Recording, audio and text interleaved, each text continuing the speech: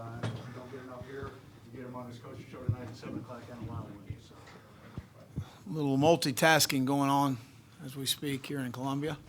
A lot flying there. So it's been an interesting day. It's been a great day.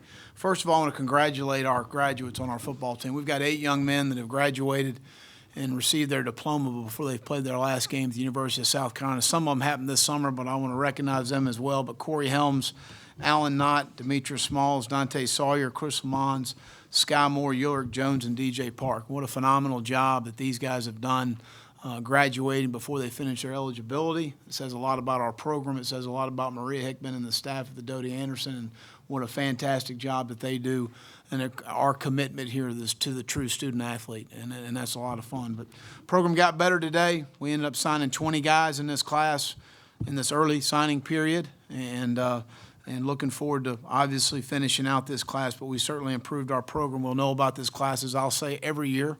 I'll say this again in February and next December.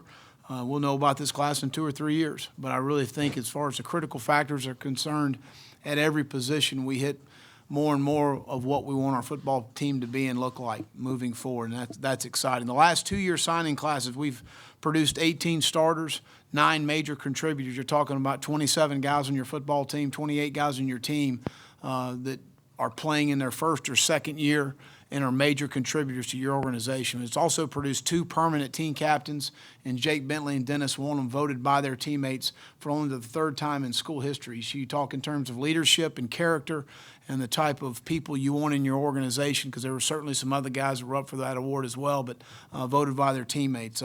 As far as our signing class is concerned, Decarrion Joyner is the lone quarterback that we signed from Fort Dorchester High School, played for Coach LaPrade over there. Got a little music going there. Joe, what we got? We good? All right. But 40-3 as a starting quarterback, and the word that comes to mind is intangibles that really jump out at you. And, a charismatic young man. He positively affects everybody around him. When I first got the job at South Carolina, his football team within the next week was playing a state championship as a 15-year-old sophomore for Fort Dorchester, and won a state championship here at our stadium, his stadium now as well. And we're excited for Decarrion being a part of our program.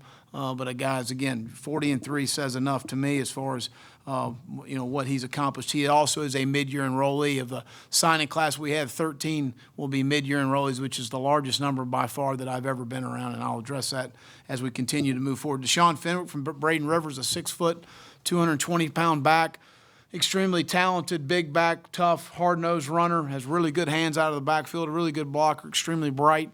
But this is a big, explosive back that we're excited about. Bobby Bentley did a fantastic job in the recruiting process with Deshaun, and we're really excited about him. Again, another mid-year enrollee that'll be on campus here 1st of January. Levante Valentine from Melbourne Central Catholic won the 100-meter last year in the state of Florida.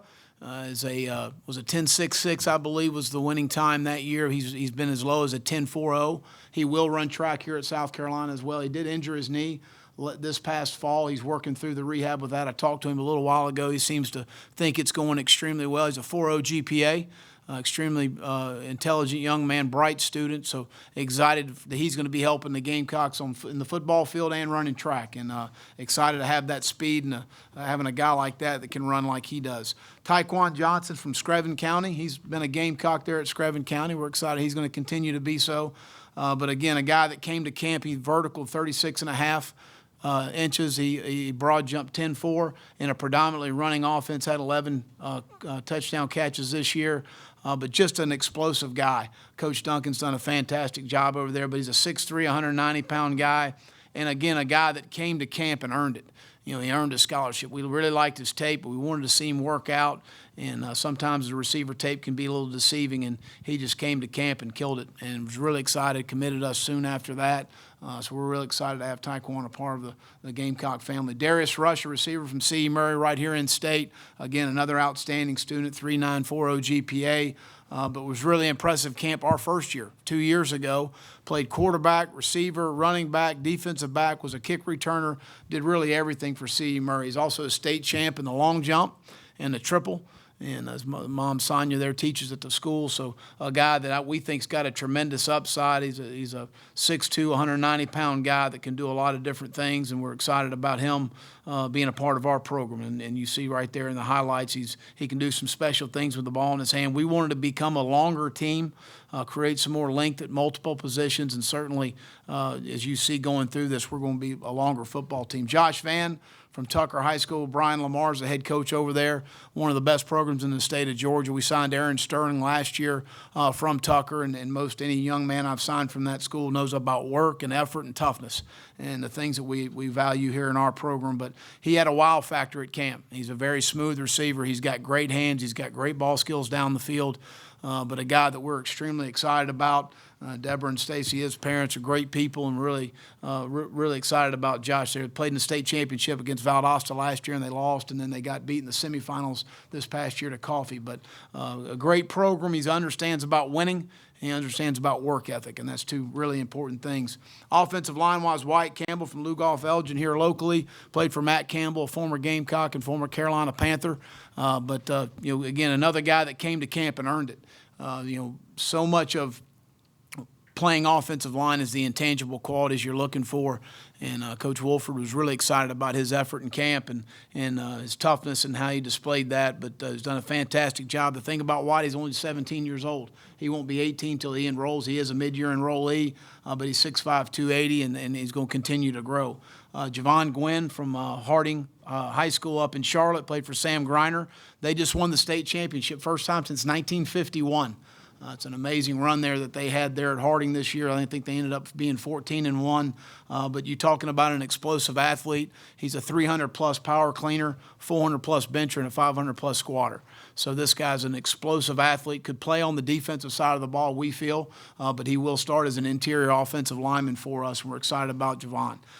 Max Shemaiah from Siegel High School up in Tennessee, a guy we identified early in the process, and Bobby Bentley, who recruits the Tennessee area for us, and Eric Wolford did a fantastic job. 6'5", 300+, great frame, very athletic.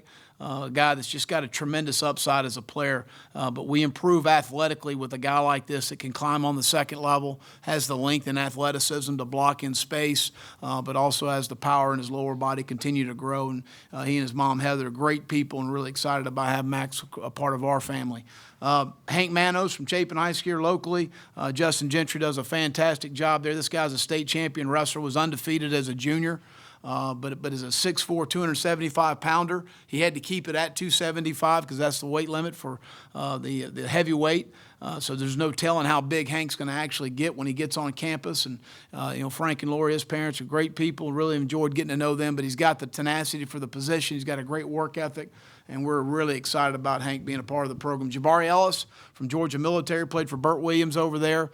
When I first got to South Carolina, I went by a lot of the high schools in the state. Lake Marion was one of the schools I went to over in Santee, and I walked in the hallway and saw this guy. I didn't know if he's an underclassman or who he was, and I introduced myself to him and found out that he was a guy that just had gotten a little bit behind early on in his high school career.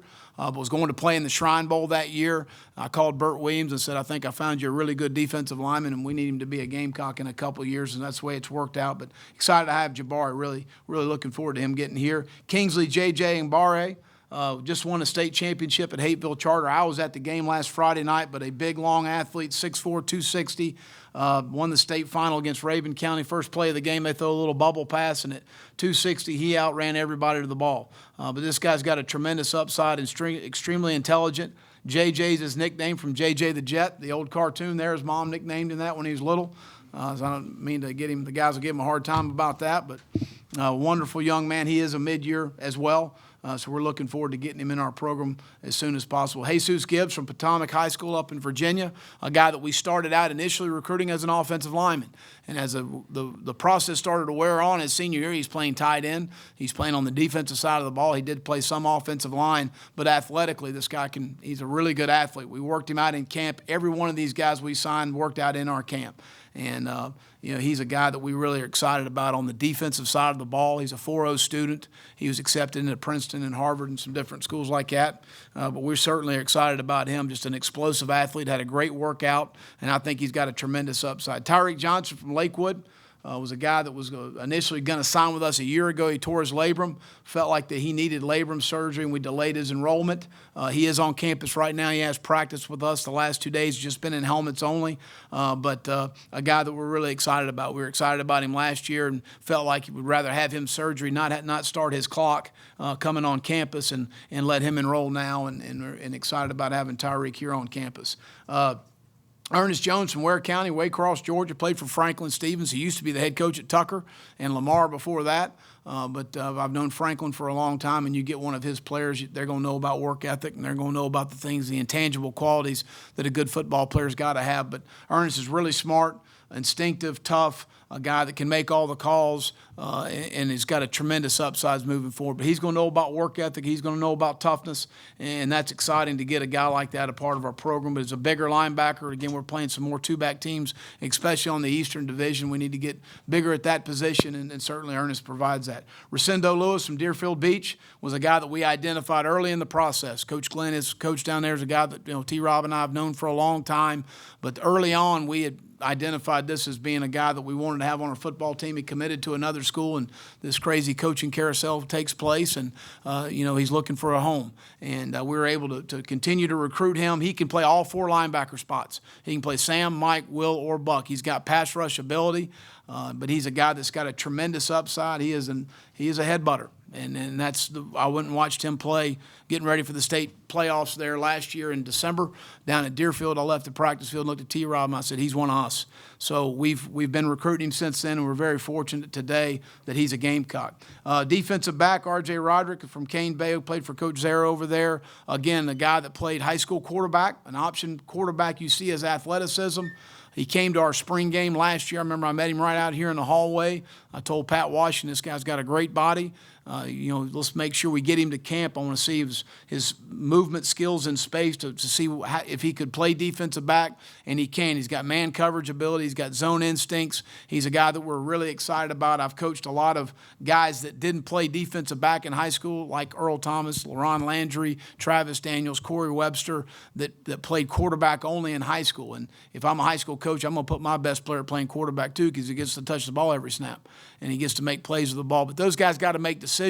He's a very good decision-making. He ran the triple option there at Cane Bay, and a guy that we're really excited about.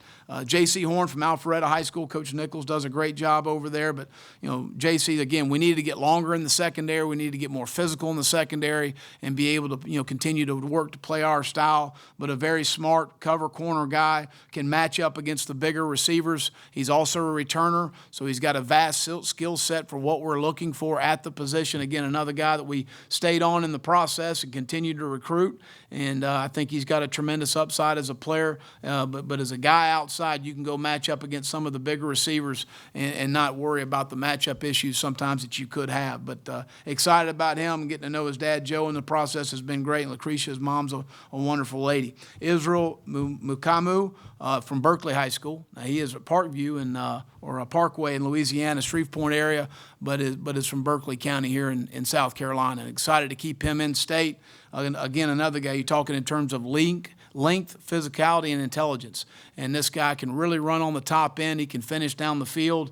He's got really good ball skills, very tough, physical, and an extremely bright, intelligent player. We had him in camp. We really liked his work ethic. He moved because of his family. Charles and Betty moved to the Shreveport area in the military, and we're excited to get him coming back home to South Carolina. It's going to be a lot of fun to coach. Jonathan Gibson from Mill Creek High School. Career leader in interceptions there, one of the best programs in the state of Georgia. Shannon Jarvis does an outstanding job. But Johnson's a guy that plays corner, safety. He's a returner, but a guy that's got a tremendous upside. We really liked him in camp, but has a ball hawk ability to get the ball off people. You talk to people in Gwinnett County the last 3, 4, 5 years, that's one of the names that comes up in that county as far as the one of the better football players in that area. So it's exciting to get through all those 20 guys there, getting to know them, their families, and looking forward to them becoming Gamecocks. But all 20 worked out in our camp. I think that's critical. You know how important that is to me. 13 are mid-year enrollees, and I can't say enough about that from a standpoint of obviously extremely intelligent, obviously guys that we think can play and help us, so they're talented. But then you throw on top of that, I mean, from a standpoint of priorities in life, discipline, I mean, there's no way I could have graduated mid-year. David, I know you couldn't have graduated mid-year. And at the end of the day, you look at that and how difficult that process is, and it takes a lot of sacrifice on their part of possibly going to summer school and the different things they've got to do and the sacrifices they've got to make it happen. And that says an awful lot, and 13 is the most I've ever been around. So that's really exciting. We also are in Outback Bowl prep versus Michigan, and we started really Friday. And we've had 4 training camp-like practices with our football team, really working on fundamentals and techniques and working on South Carolina. And that's what we've been really honed in on and what we're trying to do. Today was our first day, even though it's Wednesday, it was a Tuesday for Michigan. Tomorrow will be a Thursday, but it'll be a Wednesday. And then Friday will be a Friday, but it's going to be a Thursday practice for us as far as our game preparation. We want to have the whole game plan in on Michigan before we take the break. And then we'll meet down at the bowl site on the 26th, have a walkthrough, do a little conditioning, and then have pretty much of an extra day, but a game week-like preparation. Michigan's got a good football team. I got great respect for this program. They're very impressive on both lines of scrimmage, especially in their front seven defensively. Rashawn Gary, Maurice Hurst, Devin Bush is a guy we recruited. They're very active in the front seven. Don Brown, their defensive coordinator, does a fantastic job. But they're a physical football team. They're going to line up in two-back and multiple big people sets and try and run the ball downhill and play actions off of that. And they've got some really good skilled people outside. So we have our work cut out for us, but they're an impressive football team. As far as our roster is concerned, academically we're in great shape. As I stated earlier, Caleb Chalmers will transfer. He came to me and wanted more playing time, and I certainly wish him well. Jemias Williams had surgery, and he is out for the game. He'll meet us down at the bowl site. Right now, everybody else, I think, should be up for the game. I will be able to update you more when we get to Tampa, but Casey Crosby's practicing, Rico's practicing, AJ, Sherrod Green, Anton Wilder, all of those guys are practicing, and I believe all of them should be available for the game. But I'll update you more when we get to Tampa for sure. Sherrod really just ran today. He didn't practice, but the rest of the guys have been taking some snaps. And I'll open it up for any questions. Raise your hand, we'll get a microphone to you. David with first one. Will, with this new signing period, how much did you have to adjust your normal, recruiting cycle, and how much of a burden or a good thing was it to have this at this time?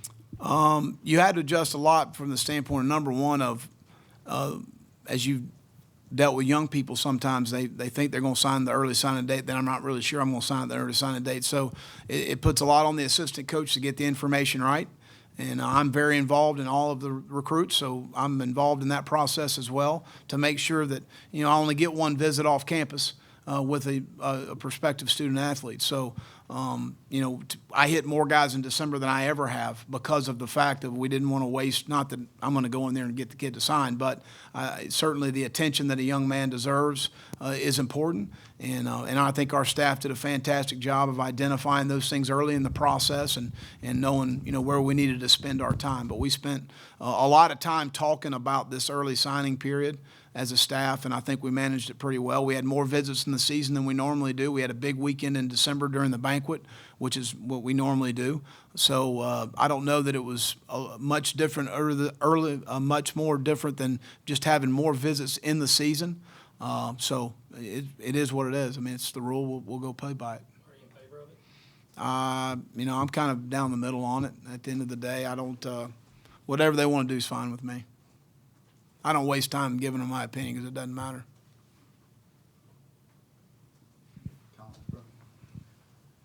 Coach, with bowl practice and this early signing period going on at the same time, how hard is it to balance getting out there and seeing recruits and also making sure there's a game plan for Michigan? Well, again, I think that the most important thing was giving our players some time off. It's a long season, and we were banged up like everybody else in the country late in the year. And I think it's good for your guys to get away and decompress. We did get some lifts and some runs in with Jeff Dillman and the string staff, but our guy, we were on the road every day. We took a couple mornings and then afternoons to come in and game plan, but we had time to get that done. I pulled everybody off the road the Friday before last Saturday to spend a day to game plan. for Michigan, and I think that's gone well. I think we're where we need to be as far as that's concerned to get everything done in Columbia. There's a lot of distractions when you get to Tampa, so I want to have the whole game plan done, and you just kind of, add and subtract a little bit here and there as far as what you want to do within that. But, as far as the practice and things, I carried a cell phone on the field for the first time in my coaching career today, which I was disappointed I actually did that, but I was afraid I'd miss a phone call if I didn't. So that was really the only change for me. Way back left corner, please. Coach, do you anticipate the offense looking any different with McClendon working as the one play caller? Well, you need to come to the game. Be good. All good.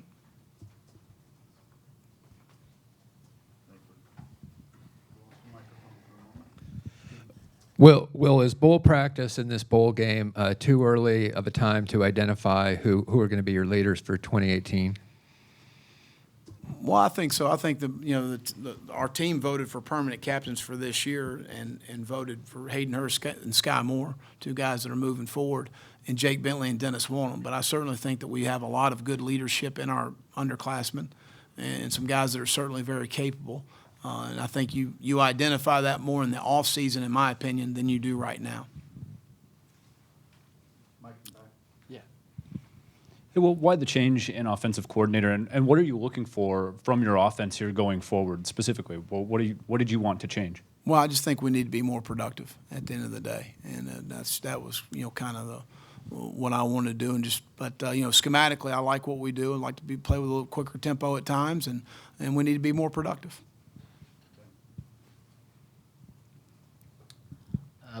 With the change, who will be coaching quarterbacks for the bowl? Well, right now, Seth Strickland's coaching our tight ends. Pat Washington's working with our running backs. Bobby Bentley's working with our quarterbacks. Brian McClendon's working with receivers. And Wolf's working with the offensive line.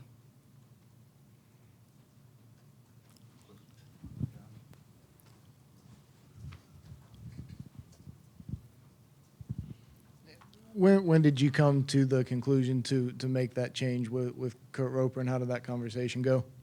Well, it was after the season was completed, and kind of evaluating, as I always do in all phases of our program, whether it's in recruiting and coaching and players or whatever it is. And then it was not a fun conversation. He's a guy that I've got a tremendous respect for. He's an outstanding football coach and an outstanding person. Well, you got 20 today, 13 are coming in January. How many more do you anticipate on signing in February? We'll sign 25, so 5 more.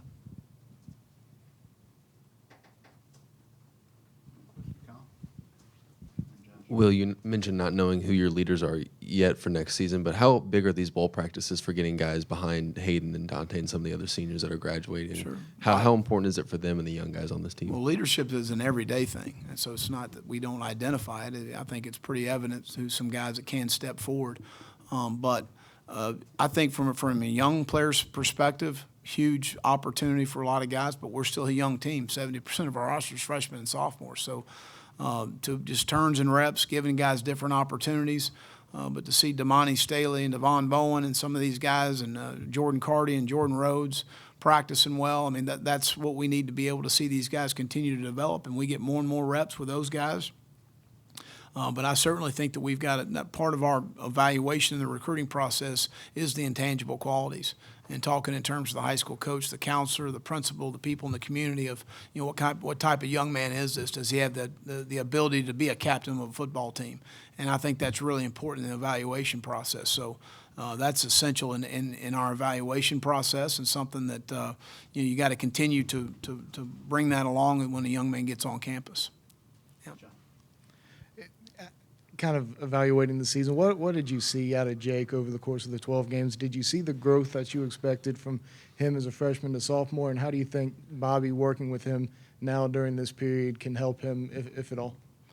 Well, again, I think that Jake has done a phenomenal job as a high school senior, playing last year and then going into his second season and playing very productive football for us. And I got all the confidence in the world, and he has all the confidence of his teammates in the job that he's done. And certainly there'd be some balls he'd like to have back. He'll be the first one to tell you that because of his competitive edge and the way he is. Bobby's the most qualified guy on our staff right now to coach quarterbacks, and has done a pretty good job. He won 9 state championships coaching his sons multiple times. So I think he's more than qualified for the job to do a good job. And we understand the relationship, and it's different when you're on the field. It's the coach-player relationship when we're on the field, and we understand that.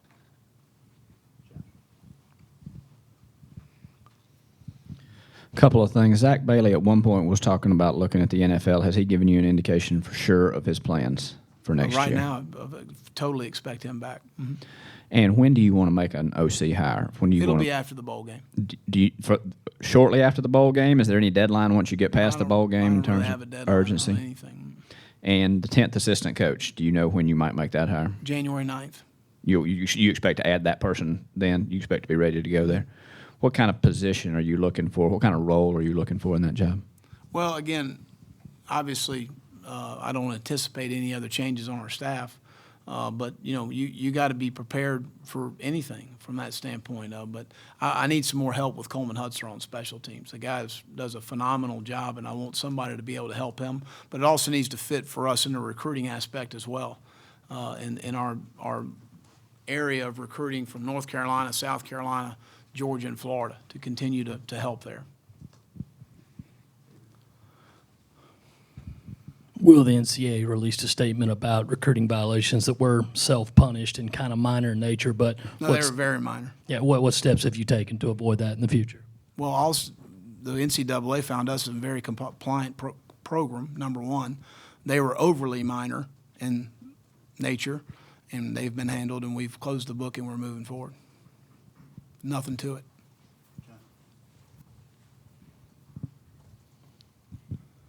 Were you surprised by the timing of that release from the NCAA, and does it have any kind of effect on I have no control over that. It had nothing to do with the day now.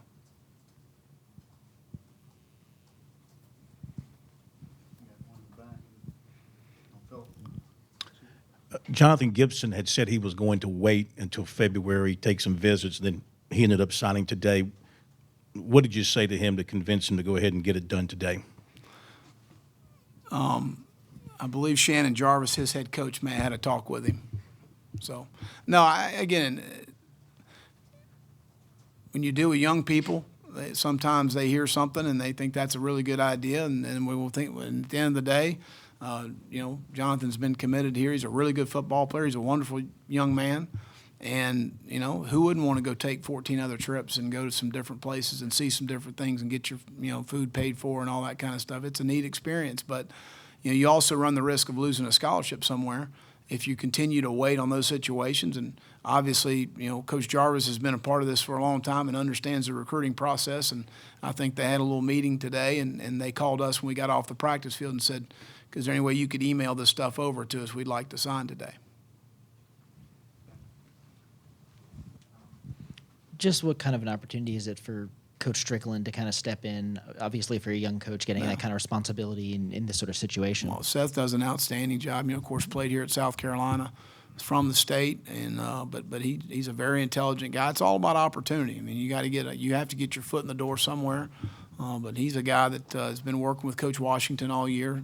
Very understands what we do offensively. He's doing an outstanding job. Coach, how do you think social media has changed recruiting and National Signing Day compared to maybe even 10 years ago? Well, I mean, obviously it's an easier way to communicate, as far as direct messages and those things are concerned. I think that makes life a little easier for you as a coach. Now that was a year or two ago, I guess. I don't know, can't remember when text messages came in. I guess you can text now, but so that helped back then. You were able to do that. But certainly I think marketing your brand, and Justin King and our folks here and Coach Tanner's have provided that for us to be able to market the athletic department, our university, much better as far as the social media is concerned. Because really, at the end of the day, that's what young people are on now, and that's what they see. And so you've got to understand that part of it. That's part of it. I kind of mentioned this earlier, but how much or how with the defensive backs, how many of those guys are you expecting to come in and contribute right away or hoping to contribute right away?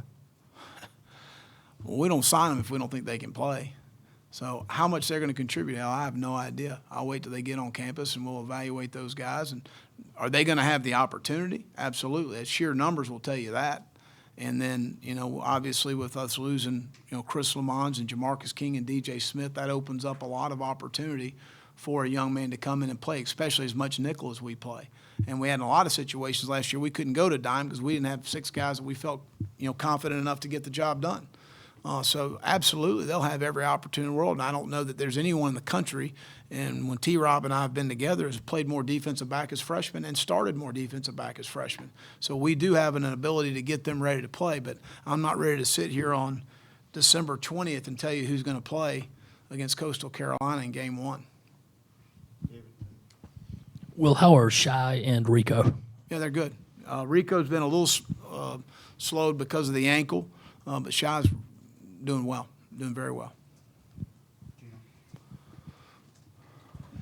Have you decided for sure that you're going outside for an OC hire? And if not, how many guys on your staff would you consider? Brian McClendon. Okay, so is this kind of an audition for him, would you say? Or It's a long job interview. Yeah. Also, Will, what do you think of you've coached, you're one of the rare college coaches that coached in the NFL and college, so maybe you have a different perspective on this, but what do you think about these guys skipping bowl games, to get ready for the NFL draft? I think it's someone's individual choice to what they want to do, and I see both sides of it. But I think that's an individual choice from the player. Dante Fowler called me when they were playing in the Birmingham Bowl before he went to Birmingham and said, "I don't know that I need to play." I said, "Son, that's your decision. That's your family's decision. That's not my decision." I wasn't the head coach at the time, and called me 2 nights before the game and said, "I'm playing." He got a great competitive edge about himself. He said, "There's no way I wouldn't play." So again, it's all individual situations, and I don't look any differently on anybody for making that decision. That's their decision, and it is what it is. To clarify what you just said about Brian, Bobby Bentley is not a candidate for the full-time OC position. I think he's certainly capable at this time, but Brian, currently on staff, would be the only one. It seemed like y'all were able to close really strong with 4 guys here in the last week. Do you take some pride in that, being able to close both yourself as a head coach and for the staff?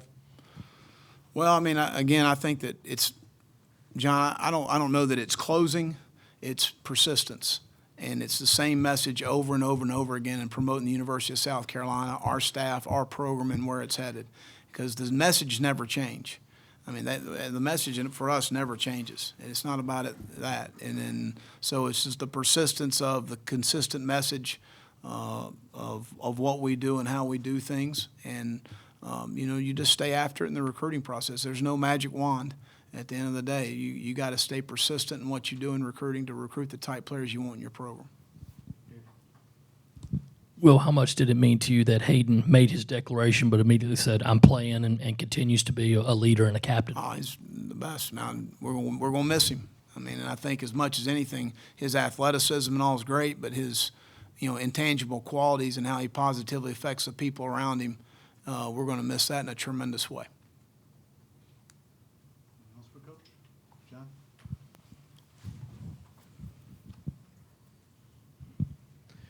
Michigan obviously has a great defense.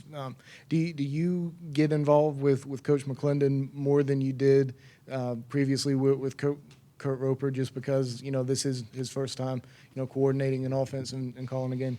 No, I mean I just normally put the tape on more than likely with our opponents in the conference, because I've been in this league for a long time, and whether I've worked with a coach or not, sometimes I can give some insight to how they think and what they may do. And there's no guarantees on anything. And obviously, breaking tendencies is a huge part of what good coordinators do. So, but I don't know Coach Brown as well. I know that he does a phenomenal job with exotic pressures and different things that he gives you, and the odd fronts and even fronts. And I've watched a lot of their tape and realized they're pretty good. So, but Brian and our offensive staff, they'll do a good job putting a great plan. I've been very pleased with how we've practiced and how our preparation has gone to this point. Extremely pleased. Coach, you guys got 13 mid-year enrollees, and you're expecting to sign 5 more guys in February. Just talk about these guys, the 13 guys, and how being able to bring them in this early helps you guys and helps them to be able to, gel moving forward. Well, I've never been a part of a mid-year signee class this big, number one. But number two, I've never seen a mid-year come in and not be a benefit to the student athlete. From a standpoint of you're coming in January, it's a much more controlled environment as far as your academics are concerned. Obviously, coming in with 12 other guys is going to help them even more so. They're all going through the same thing together as far as the orientation. I mean, all the different stuff that they're going to go through together. You're getting you're introduced to the weight room from that standpoint and learning all the techniques. When the coaches get off the road, we're going to start the all-season program, which is beneficial for every young man in our program to go through. So that's all it's going to do is help them become a better football player. And then you're able to go to spring ball, which we practice today, and then we have a day off. Well, we don't have a day off, but we meet and we watch film and we make the corrections. So from a football standpoint, it helps them tremendously because we're not getting ready for a game. We're installing our defense. We're installing our offense. We're looking at special teams, and we're going through that process. And so then where it's a major benefactors in the fall is when a young man is now getting ready for a game, and he's already been through this process. So he understands the balance of social, academic, athletic, and there's a balance there, and they've got to understand that. And, time management to me is critical for a student athlete to understand that there's not enough time in the day for everything, and you've got to be able to manage your time. But when these young people come here into January, they're going to learn without having to get ready for a game and the pressures of that and the anxiety of that. And I just think it's a very beneficial process. Is it an answer all? No. I mean, at the end of the day, I've had guys show up in June and August and start and play extremely well. So that's not everything, but I certainly know from an academic benefit, it's a huge. The quarterback number was pretty low after Perry graduated and Brandon transferred, and then you guys added Jay last year. But how much can on really lengthen that quarterback depth room? Well, we're very pleased with Jay Urich and Michael Skarnecki as well, two guys on campus that have, I think they've improved tremendously throughout the year, and obviously the confidence we have in Jake. But to carry on, will get no different than any other position. We'll be given every opportunity in the world to contribute to our football team and help us win football games. I know that you don't pay any attention to recruiting rankings at all, but is there a guy or two that you're kind of shocked by how little publicity they get, whether it's publicly or by recruiting services? There's a bunch, but I don't worry about it. I know a lot more than they do.